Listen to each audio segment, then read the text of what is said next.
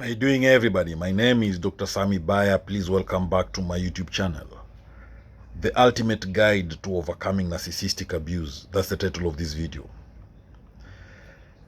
Narcissistic abuse is a form of emotional, psychological, and sometimes physical abuse that is inflicted by individuals with narcissistic personality traits. People who suffer from narcissistic abuse often endure manipulation, control, gaslighting, emotional blackmail, and other toxic behaviors that can erode their sense of self-worth. Recognizing narcissistic abuse is the first step towards healing, as understanding the dynamics of the relationship can help victims regain control over their lives and begin the recovery process.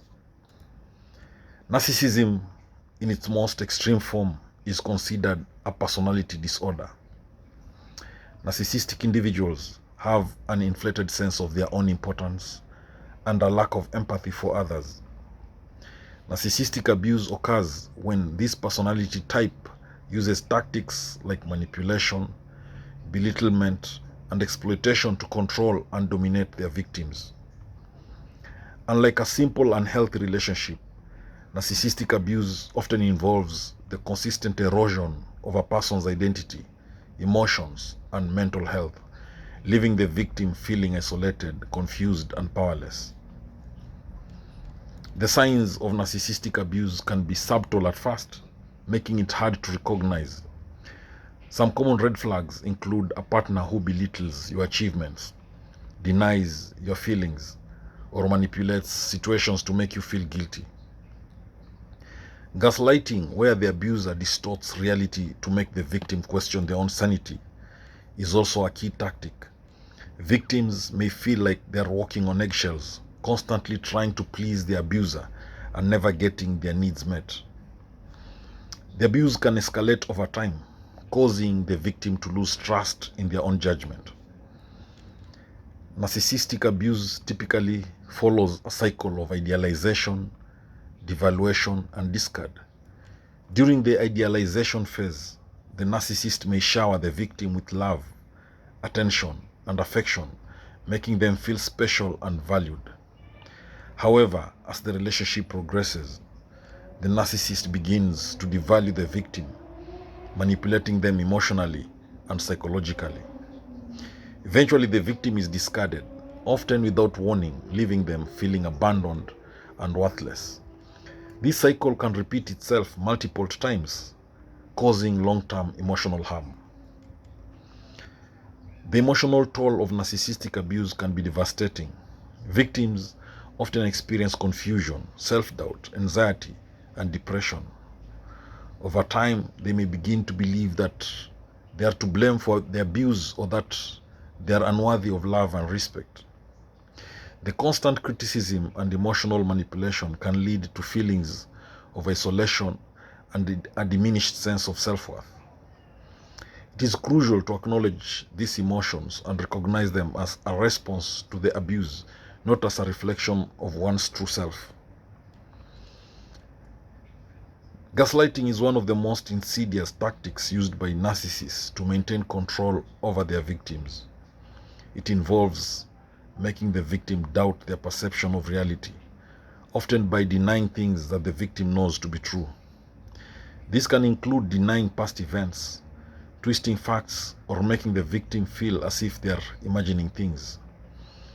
Over time, gaslighting can cause the victim to lose their sense of reality and become entirely dependent on the narcissist for validation and truth. Victims of narcissistic abuse often struggle to live because of several psychological and emotional factors. The narcissist's manipulation can make the victim feel like they are at fault, causing them to stay in the hope that the relationship will improve. Additionally, the love bombing phase of the cycle can create a false sense of hope, leading the victim to believe that they are truly loved and valued. Fear of retaliation, financial dependency, or social pressure can also keep victims trapped in these toxic relationships. One of the most effective ways to break free from narcissistic abuse is to implement a strategy of no contact. This means cutting all communication with the narcissist, including blocking them on social media, changing phone numbers, and avoiding any contact that could reopen the emotional wounds. No contact can be challenging, especially if the narcissist is manipulative, but it is essential for regaining emotional stability and beginning the healing process. It allows the victim to rebuild their life without the constant interference of the abuser. After experiencing narcissistic abuse, rebuilding self-esteem is a crucial part of recovery. Victims often struggle with feelings of worthlessness and self-doubt due to the constant degradation and manipulation. To rebuild self-esteem, it is important to focus on self-care, set healthy boundaries, and engage in positive affirmations. Seeking therapy, joining support groups, and surrounding oneself with understanding and compassionate people can also help restore a sense of self-worth and encourage healing. Therapy is often an essential component of healing from narcissistic abuse. A skilled therapist can help victims process their trauma, understand the dynamics of narcissistic relationships, and develop strategies for coping with the emotional scars. Cognitive behavioral therapy, CBT, and trauma-focused therapy are particularly effective in helping individuals rebuild their lives after narcissistic abuse.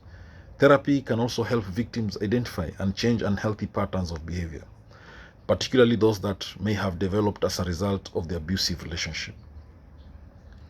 One of the key steps in recovering from narcissistic abuse is learning how to set and maintain healthy boundaries. Narcissists are notorious for pushing boundaries and manipulating their victims into accepting unacceptable behavior. After experiencing narcissistic abuse, it is important to regain control over personal boundaries by clearly defining what is acceptable and what is not. This process can be challenging, as victims may have become accustomed to compromising their boundaries for the sake of the relationship, but it is essential for healing.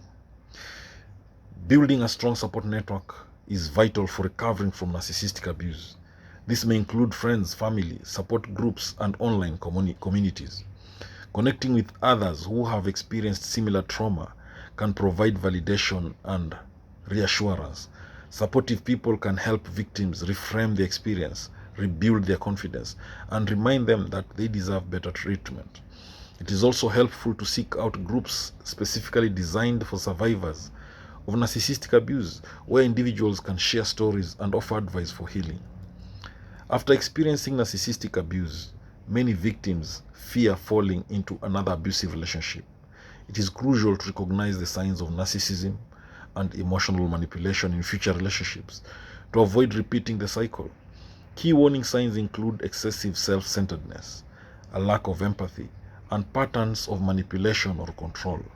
By taking time to heal and rebuild self-esteem, victims can become more resilient in recognizing toxic behavior and avoid entering relationships with narcissistic individuals.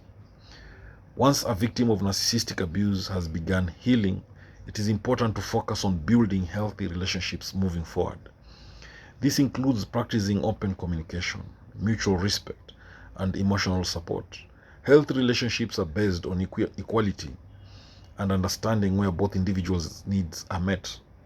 Learning to trust others, again, may take time, but with the right mindset and support, it is possible to form new connections that are supportive and nurturing.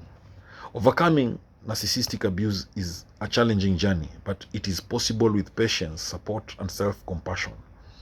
By understanding the dynamics of narcissistic abuse, implementing healthy boundaries, seeking therapy, and building a strong support system, victims can heal and regain control over their lives. Healing from narcissistic abuse is not a linear process, and it may take time, but every step towards recovery is an important one. Ultimately, the goal is to reclaim your power, restore your self-worth, and move forward into a healthier and happier life. Thank you for watching this video. I hope you've learned a thing or two. Please subscribe to my YouTube channel if you've not done so.